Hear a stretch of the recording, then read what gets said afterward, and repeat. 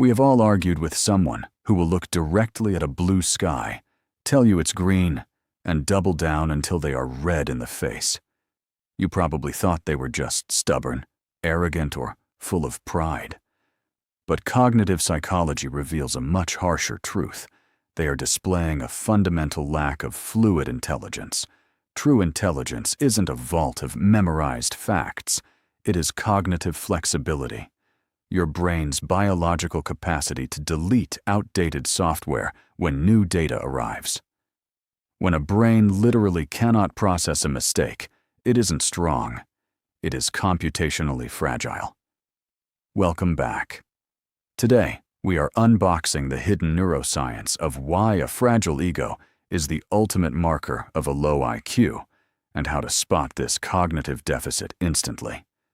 If you've ever lost your mind arguing with someone like this, hit that like button to validate your sanity, and let's break down the code. To understand why some people would rather destroy a relationship than admit an error, we have to look at the physical architecture of the brain.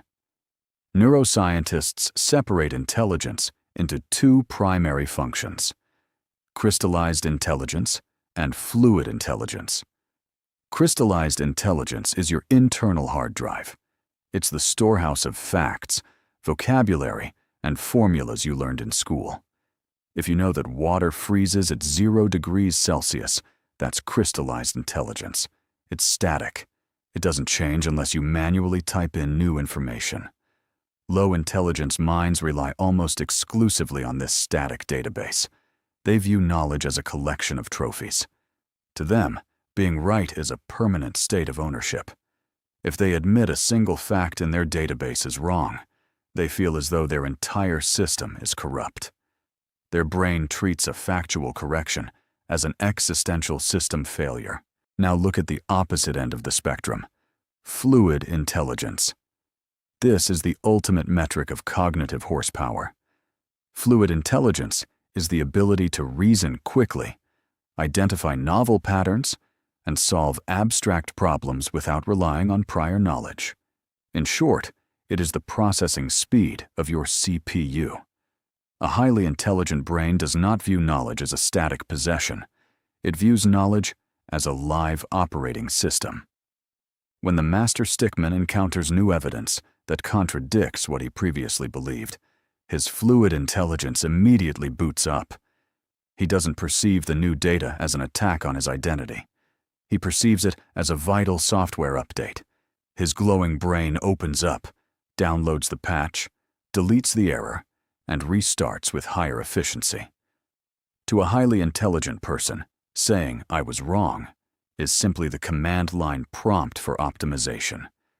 It is the literal mechanism of mental evolution. Why is this simple update impossible for a low-intelligence mind? The answer lies in how their brain interprets incoming data. In psychology, there is a concept known as threat appraisal. When you tell a highly intelligent person they made an error, their brain routes that information through the prefrontal cortex, the logical, analytical seat of the mind. They process it as objective data. But when you correct a low-intelligence individual, a severe neurological misfire occurs. Because their cognitive capacity is low, they lack the mental bandwidth to separate their ideas from their identity.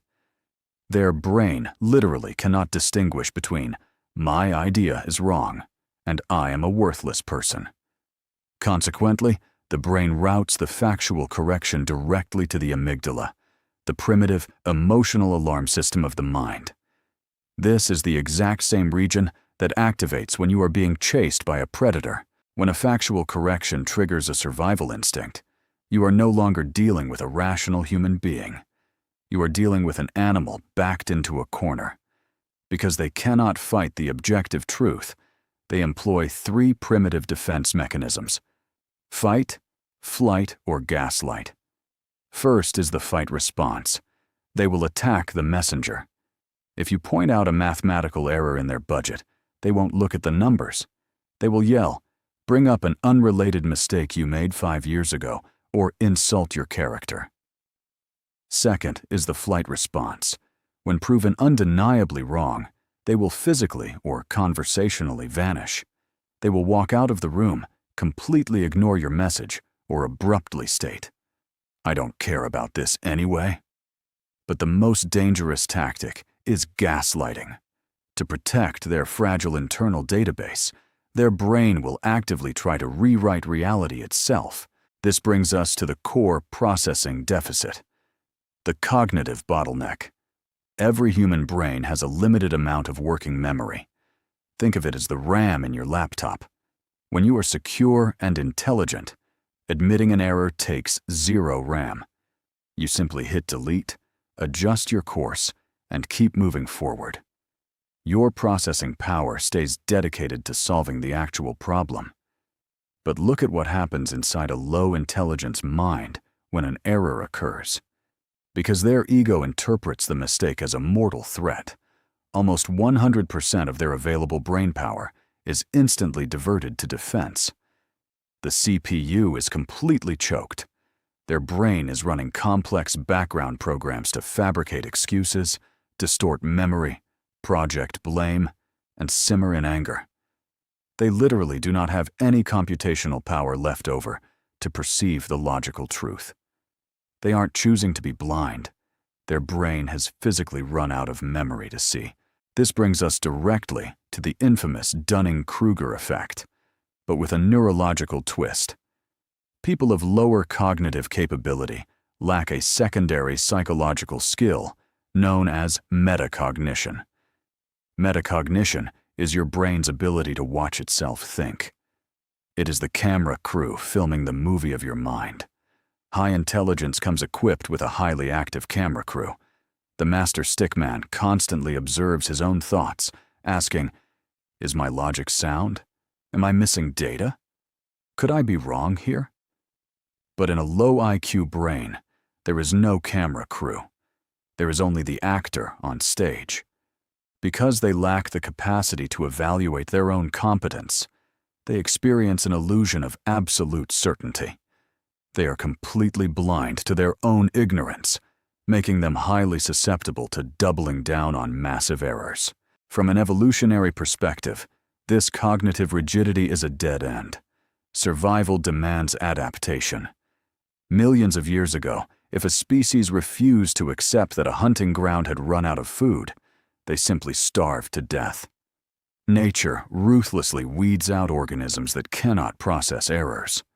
In modern society, the stakes are different, but equally severe. People who cannot admit mistakes destroy their careers, alienate their families, and trap themselves in a state of arrested development.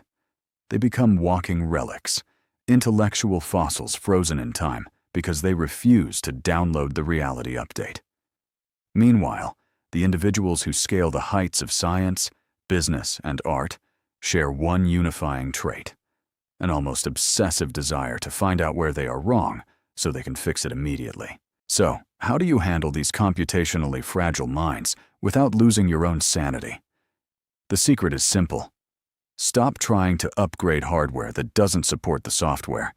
When you realize someone is incapable of admitting a mistake, drop the argument instantly. You cannot reason someone out of a position they didn't reason themselves into.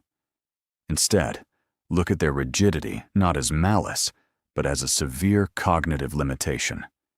It is a biological speed governor on their intelligence. Now that you understand the hidden code of the unyielding mind, you possess a massive psychological advantage. You can see the padlock while they think they are holding a shield. It leaves you with a fascinating question to ponder as you step back into the real world. The next time you find yourself aggressively defending an opinion, are you actually protecting a verified truth?